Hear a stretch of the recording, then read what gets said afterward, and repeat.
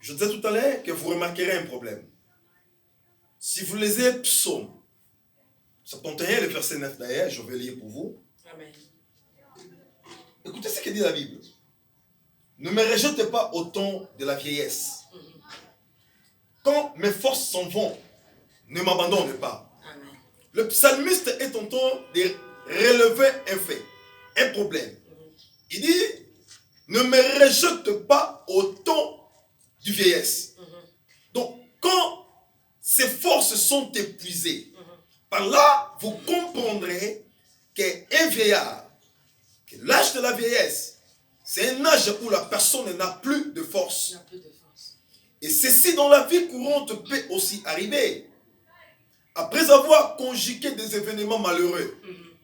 Remarquez, chers bien-aimés dans le Seigneur, notre bien-aimé, l'apôtre Pierre. Parce que lui à qui le Seigneur avait laissé la clé de l'église.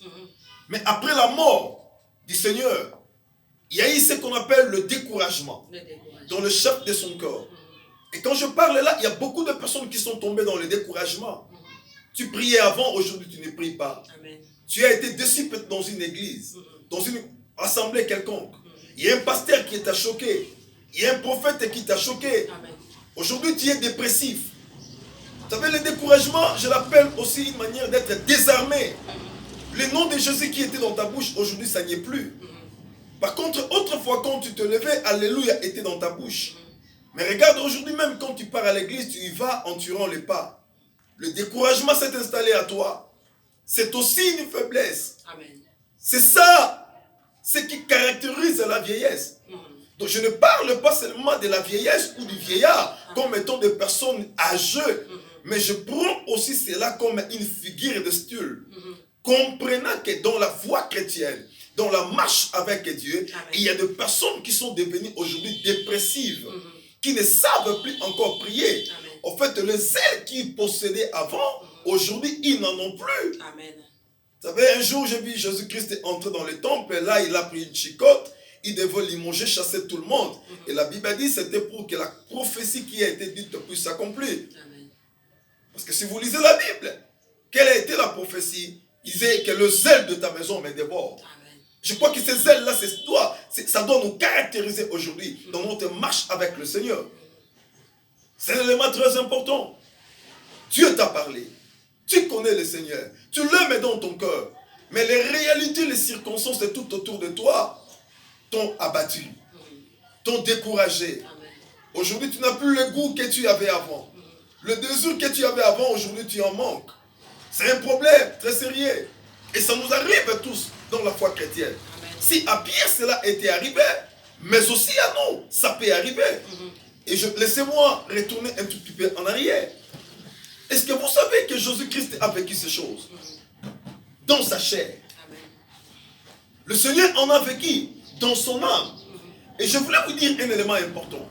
Les douleurs de l'âme sont beaucoup plus choquantes que les douleurs du corps. Amen. Est-ce que vous savez que ce que Jésus a vécu dans sa chair, dans son âme, dans le jardin de Gethsémane, c'était beaucoup plus que ce qu'il en dirait à la croix. Amen. En fait, ce que Christ a vécu dans le jardin de Gethsémane, c'est une expérience très compliquée. Et si vous lisez la Bible nous dit, pendant qu'il priait, son sueur s'est transformé en grumeaux de sang. Amen. Donc là, il y avait déjà la croix avant la croix. Amen. Il a vécu déjà la croix bien avant. Mais le plus grand problème, il voulait aller jusqu'au bout. Amen. En fait, dans sa prière, qu'est-ce qu'il disait à Dieu? Il dit, Père, la promesse que tu m'avais faite, c'est pas ici, c'est là-bas à la croix. En fait, Jésus n'a pas fui la mission. Il savait qu'il doit mourir de cette manière-là. Mais le problème, c'est de la part de ceux-là qui étaient venus l'arrêter. Pour eux, ils voulaient se mal à cheveux là-bas. Et lui, il parlait au Père. Non, non, Père, si tu pourras juste te déplacer, si tu pourras juste te faire déménager cette croix, parce que l'endroit où nous nous sommes dit, ce n'était pas ici, mais c'était là à Golgotha. Amen. Il devait patienter pour arriver à Golgotha. Amen. Mais bien aimé dans le Seigneur, c'était une faiblesse dans son fort intérieur. Je dis que la faiblesse nous arrive. Amen. Tu servais le Seigneur, mais là où tu étais, dans un département quelconque, vous êtes peut-être échanger des paroles avec ton frère, avec ta sœur, cela a mis dans ton cœur un dégoût. Tu n'as plus la soif que tu avais avant. Bien-aimé, cela nous arrive à tous. Laissez-moi vous dire, au moment où tu te sens dépressif, au moment où tu te sens affaibli, où tu te dis, ma force à moi est au bout, utilise cette fois-ci la béquille que moi j'appelle Jésus-Christ. Je te dis la vérité, Jésus est ta seule béquille. Jésus est ta dernière béquille. Avec lui, tu auras de l'appui. Avec lui, tu avanceras. Avec lui, tu progresseras. Même si les limites sont là, mais si tu as la béquille qui s'appelle Jésus, aucune limite ne pourra te voir. Je dis aucune limite, alors aucune limite. Jésus est ta seule béquille. Laissez-moi te dire, celui qui donne les enfants, c'est Jésus. Celui qui donne le travail, c'est Jésus. La Bible dit que celui qui l'a trouvé, il a trouvé la vie. En dehors de Jésus, il n'y a pas de vie. Il n'y a pas la vie. La seule personne qui est ton béquille, qui est ta béquille, ce n'est que Jésus et Jésus seul. Laisse que ce nom de Jésus-Christ que je viens de citer te bénisse aujourd'hui, te soit favorable et t'apporte le merveille dans le nom précieux et glorieux de Jésus-Christ. Amen. Amen. Merci beaucoup, homme de Dieu. Peuple de Dieu, de partout, tu nous as suivis. Nous te disons merci pour ton écoute. Merci pour le temps que tu as pris pour suivre cette étrange. Tu veux suivre ou atteindre l'homme de Dieu qui prie pour toi, qui puisse t'édifier d'une manière ou d'une autre.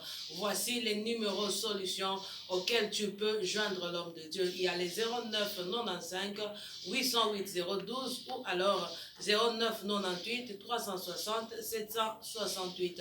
Nous sommes Église Amen Church. Nous sommes situés au quartier Bel Air, croisement des avenues des Cypres et Neflier au numéro 22. Si tu veux nous joindre, tu vas nous trouver là-bas. Nous prions chaque mardi dans le culte de Mardi Solution de 16h à 19h. Chaque jeudi miracle, 16h à 19h, chaque vendredi.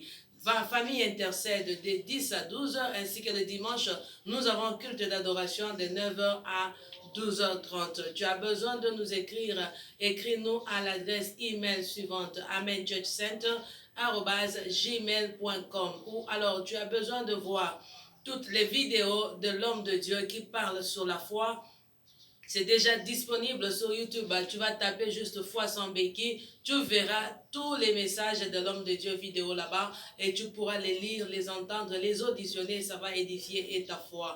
Que le Seigneur Dieu te bénisse parce que tu as été fidèle à cette étrange. Nous nous retrouvons à la prochaine. Que la paix du Seigneur soit avec vous.